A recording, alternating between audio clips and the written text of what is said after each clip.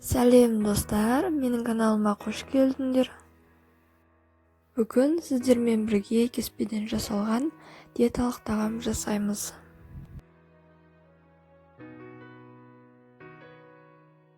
Әрине көбіңіз ойлайтын шығарсыздар, кеспеден жасалған диеталық тағам ол семіртеді, арықтатпайды деп.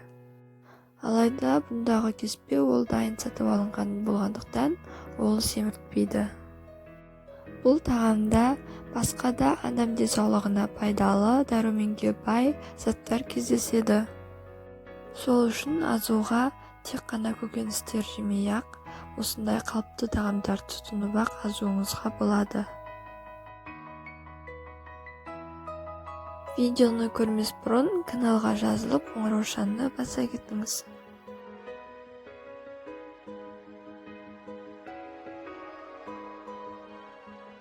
Бізге осындай дайын кеспе, бюра капуста, сосын тауық еті, қызанақ, сарымсақ және де пияз керек. Ең алдымен қайнап тұрған суға дайын кеспемізді салып, жібітіп аламыз. Кеспенің пісуі өзіңіздің кеспеңізге байланысты. Мен суға қайнатып 10 минуттай пісірдім. Осындай ақ пияз немесе фиолетовый пияз байлансаңыз болады, оны ұзыншалап тұраймыз. Қызанақты да пияз тұрағандай ұзыншалап тұраймыз.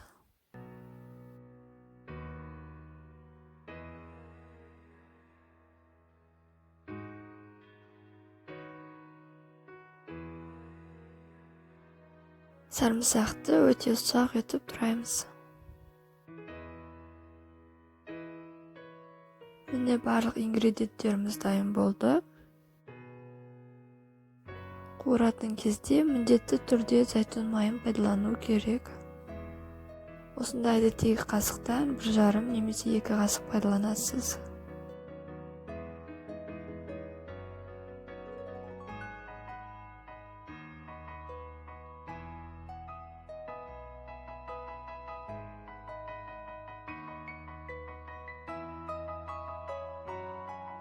Ең алдымен сарымсақты салып, иісін шығарып қуырып аламыз.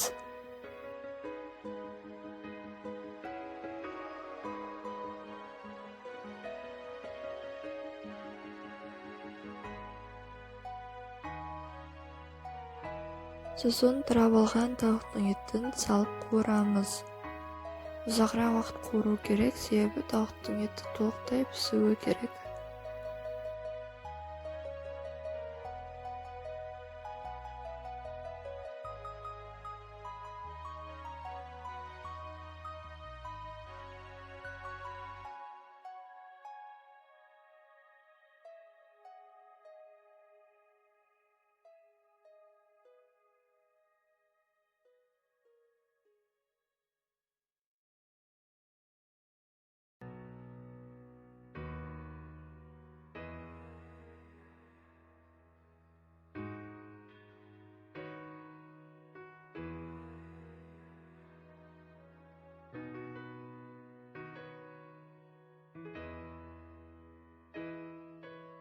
Көкөністерді қуырып алдық. Енді кішкене томат салып, өзіңіз дәмін тигізе болсаңыз болады.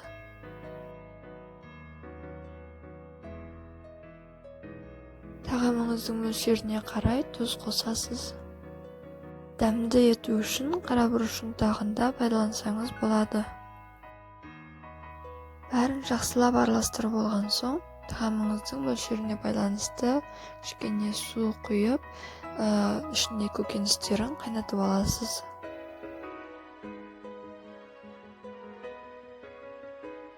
Қақпағын жауып 5-6 минут қайнатасыз.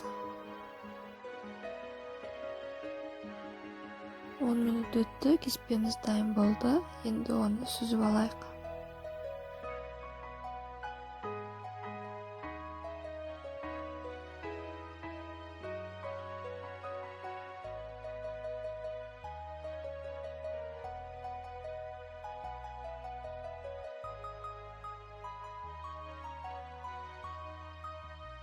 Бес минут өткеннен кейін көкөністеріміз толықтай пісті.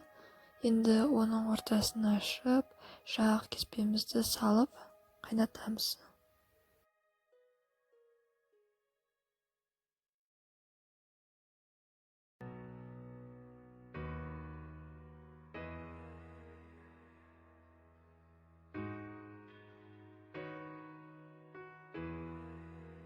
Кеспеміз дәмді болу үшін оны 2-3 минут пісіреміз.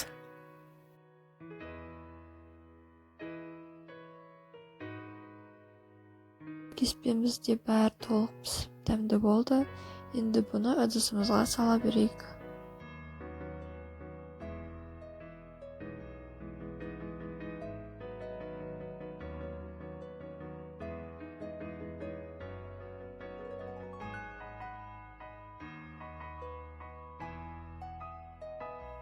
Міне тағамыз дайын болды.